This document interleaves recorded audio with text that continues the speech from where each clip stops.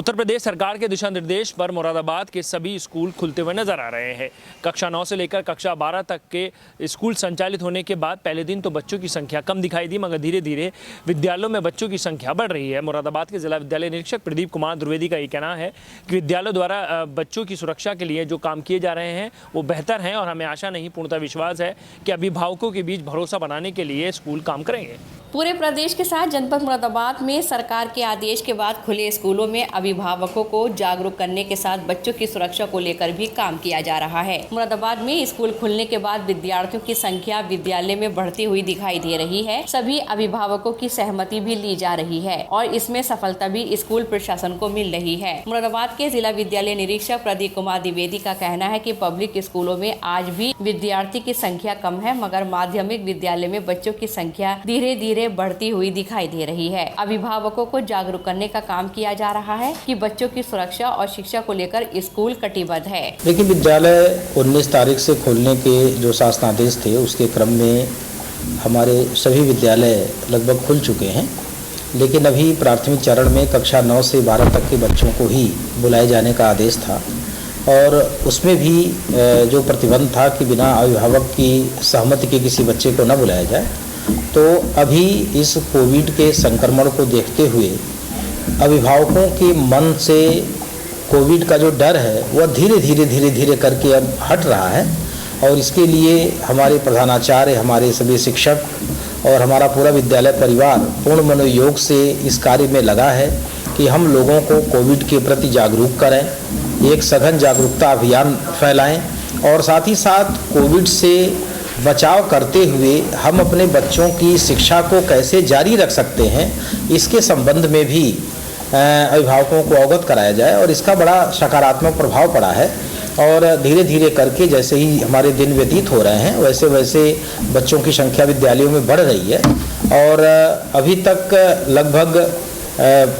48 से 49% अभिभावकों की सहमति हम लोगों को प्राप्त हो गई थी कक्षा 9 से 12 तक। और उन सहमति प्राप्त जो बच्चे थे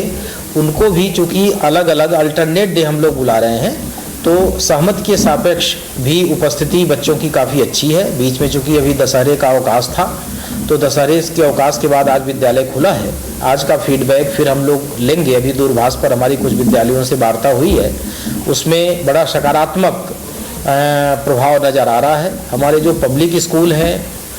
वे पब्लिक स्कूलों में उपस्थिति कंपैरेटिवली कम है क्योंकि वहाँ ऑनलाइन जो कक्षाएं हैं वह व्यवस्थित तरीके से चल रही हैं। इसलिए अभिभावक जो एलीट वर्ग का है और जहाँ नेट की अच्छी कनेक्टिविटी है, एंड्रॉयड फ़ोन है, वो अभी ऑनलाइन क्लासेस को वरीयता दे रहे हैं। तो पब्लिक स्कूलों में उपस्थिति कंपैरेटिवली कम है और कुछ पब्लिक स्कूलों में हमारे 6 मंथली एग्ज़ाम्स चल रहे थे, वो भी अब लगभग समाप्ति की ओर हैं। 1-2 दिन में वो परीक्षाएं भी समाप्त हो जाएंगी। तो हम लोगों की जो पब्लिक स्कूल एसोसिएशन से वार्ता हुई है उससे